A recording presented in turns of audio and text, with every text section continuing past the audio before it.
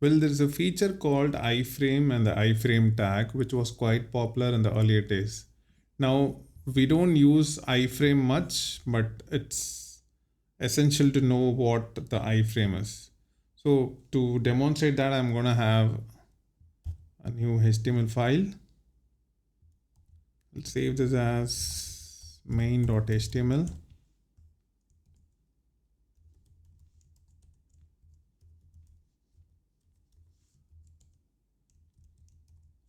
Now let's say you run a firm, a startup firm, so which is developing a suite of products.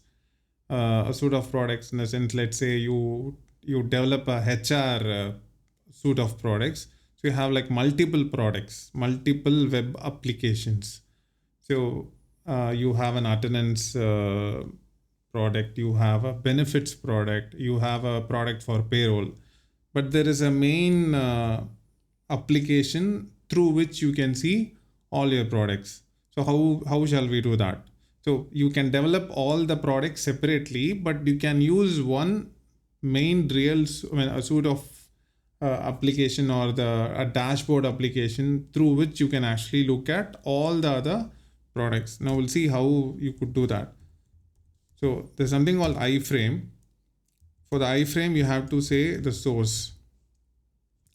Right now, let me just try with this, a link from the internet world. Okay. I'm just closed iframe. Let's see what happens when I open this main.html. When I open this main.html, this Wikipedia page, this URL that I gave here, it's actually loaded in the iframe. Now it's very small. I mean, not able to look at it well. So I'm going to give a width of 800 pixels and height of 800 pixels. Let's look at it now. So the width and height is changed. So look at it. There is this is my main.html. Within that, I have a frame. And in that frame, I'm able to load this page. You could load any page. We'll try the imdb.com.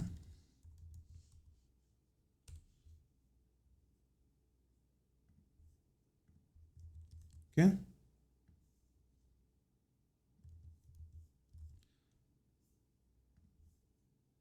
It won't work because imdb.com has restricted the usage of its own site as an iframe, or else you would make business out of it. So it is restricting that. So let's try with the Wikipedia example itself. So Wikipedia, absolutely, they don't have any problem with that. Now we see a border around here. Why not try to take the border out? So the border is gone. This is just to embed the page very well with your page. So we can do that.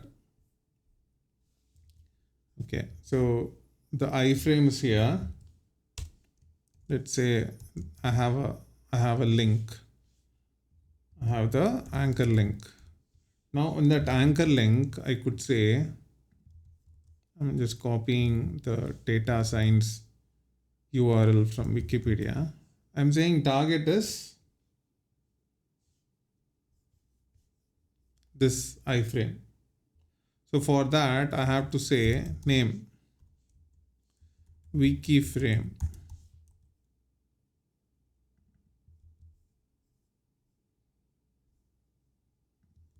Here I'm saying target is wikiframe.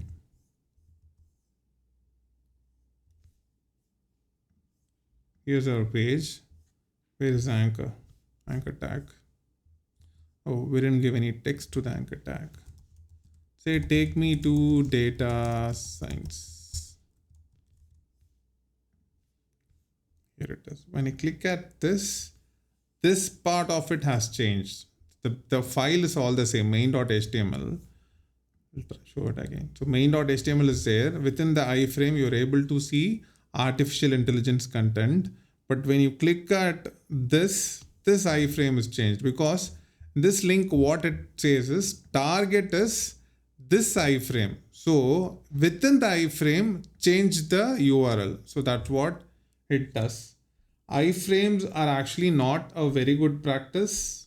It has been used long back, and we have other methods to accomplish what we do through iframe. So we'll also look at that in the upcoming few videos.